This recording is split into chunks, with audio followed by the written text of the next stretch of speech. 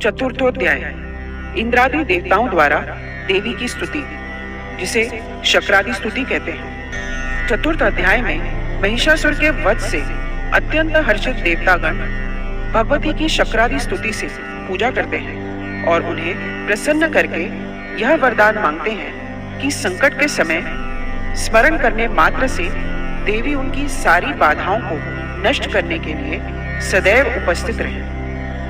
यह एक ऐसी अद्भुत स्तुति है जिसमें स्तुति के साथ साथ देवी का अमोघ कवच भी है।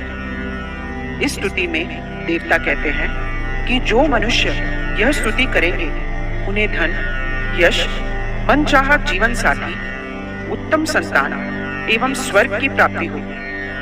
साथ ही जब जब वे भगवती दुर्गा का स्मरण करेंगे तब तब देवी उनकी रक्षा करने के लिए सदैव उपस्थित रहेगी। इस अध्याय का पाठ करते समय हमें इस प्रकार देवी का ध्यान करना चाहिए। सिद्धि की इच्छा रखने वाले पुरुष जिनकी सेवा करते हैं तथा देवता जिन्हें सब ओर से घेरे रहते हैं, उन जया नाम वाली दुर्गा देवी का ध्यान करें। उनके श्री अंगों की आभा काले मेघ के समान श्याम है। वे अपने कटाक्षों से शत्रु समूह को भय प्रदान करती हैं। उनके मस्तक पर आबद्ध चंद्रमा की रेखा शोभा पाती है।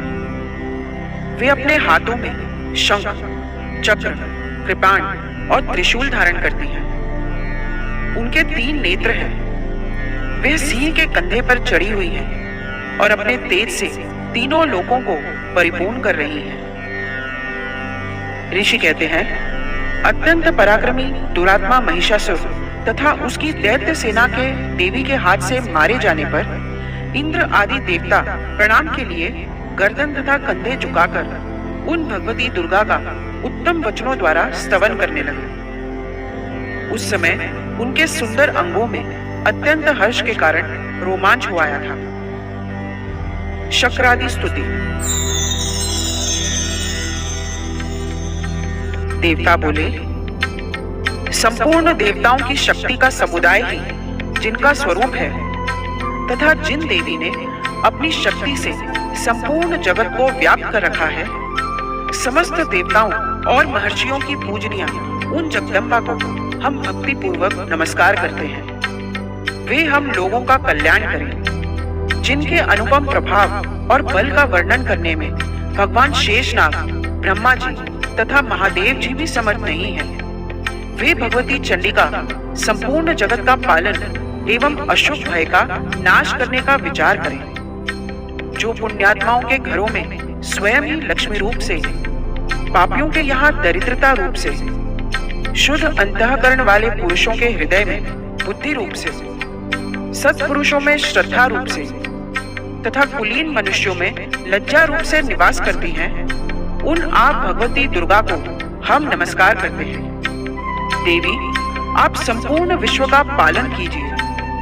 देवी, आपके इस अचिंत्य रूप का, असुरों का नाश करने वाले भारी पराक्रम का तथा समस्त देवताओं और दैत्यों के समक्ष युद्ध में प्रकट किए हुए आपके अद्भुत चरित्रों का हम किस प्रकार वर्णन करें। आप संपूर्ण जगत की उत्पत्ति में कारण हैं। आप में सत्वगुण, रजोगुण और तमोगुण, ये तीनों गुण मौजूद हैं। तो भी दोषों के साथ आपका संसर्ग नहीं जान पड़ता।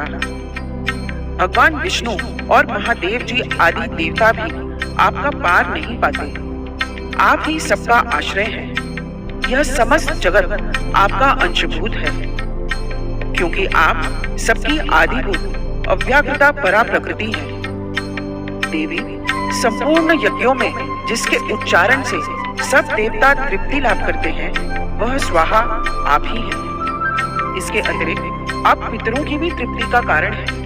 अतएव सब लोग आपको स्वदा भी कहते हैं। जो मोक्ष की प्राप्ति का साधन है, अचिंत्य महाव्रत स्वरूपा है, समस्त दोषों से रहित, जितेंद्रिय, तत्व को ही सार वस्तु मानने वाले तथा मोक्ष की अभिलाषा रखने वाले मुनिजन जिसका अभ्यास करते हैं, वह भगवती पराविद्या आप ही हैं। आप शब्द स्वरूपा हैं। अत्यंत निर्मल ऋग्वेद, यजुर्वेद, तथा उद्गीत के मनोहर पदों के पाठ से युक्त सामवेद का भी आधार आप ही हैं।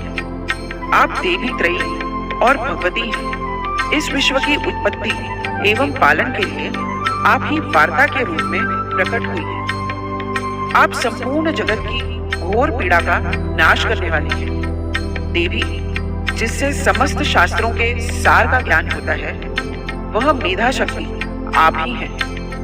दुर्गम भवसागर से पार उतारने वाली नौका रूप दुर्गा देवी भी आप ही हैं। आपकी कहीं भी आसक्ति नहीं है। कैटभ के शत्रु भगवान विष्णु के वक्षस्थल में एकमात्र निवास करने वाली भगवती लक्ष्मी तथा भगवान चंद्रशेखर द्वारा सम्मानित गौरी देवी भी आप ही हैं।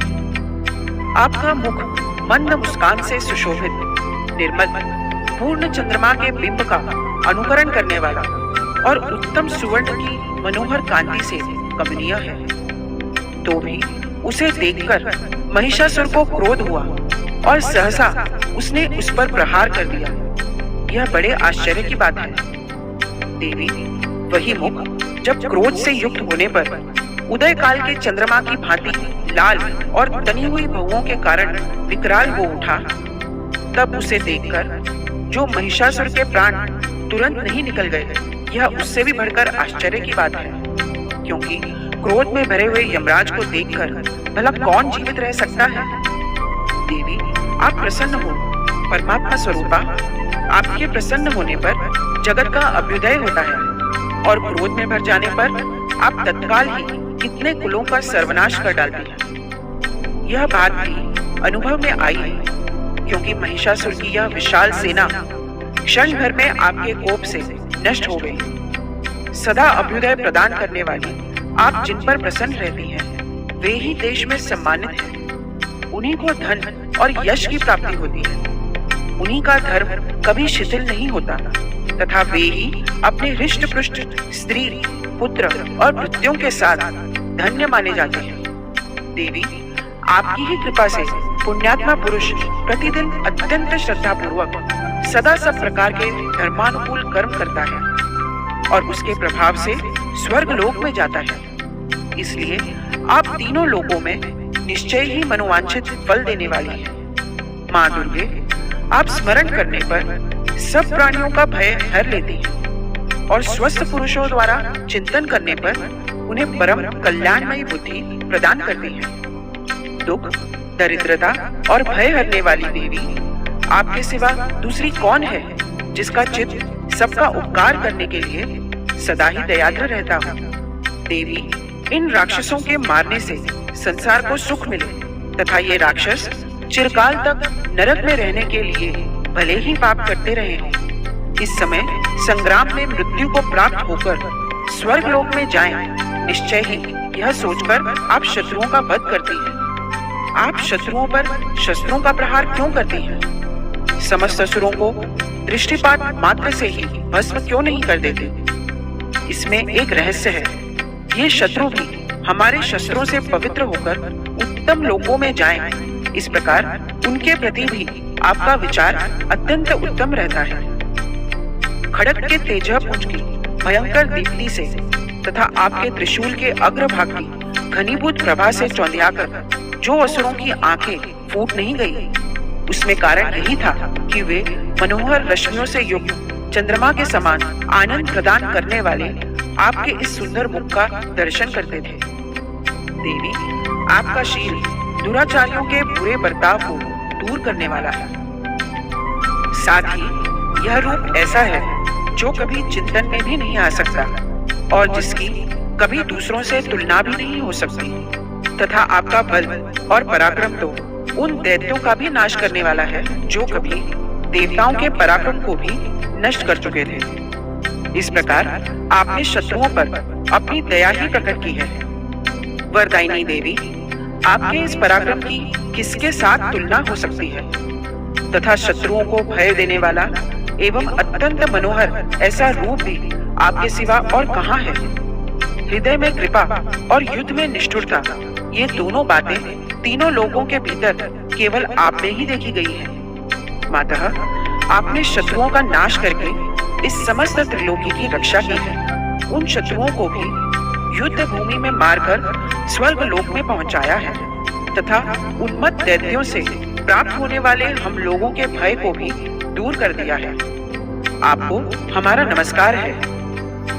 कवच आरंभ। देवी, आप शूल से हमारी रक्षा करें। अंबिके, आप खड़ग से भी हमारी रक्षा करें तथा घंटा की ध्वनि और धनुष के टंकार से भी हम लोगों की रक्षा करें। चंडिके, पूर्व, पश्चिम और दक्षिण दिशा में आप हमारी रक्षा करें तथा ईश्वरी, अपने त्रिशूल को घुमाकर आप उत्तर दिशा में भी हमारी रक्षा करें। तीनों लोकों में आपके जो परम सुंदर एवं अत्यंत भयंकर रूप विचरते रहते हैं, उनके द्वारा भी आप हमारी तथा इस भूलोक की रक्षा करें। अंबिके, आपके कर पल्लवों में शोभा पाने वाले खड़ग, शूल और गदा आदि जो जो अस्त्र हों, उन सब के द्वारा आप सब ओर से हम लोगों की रक्षा करें।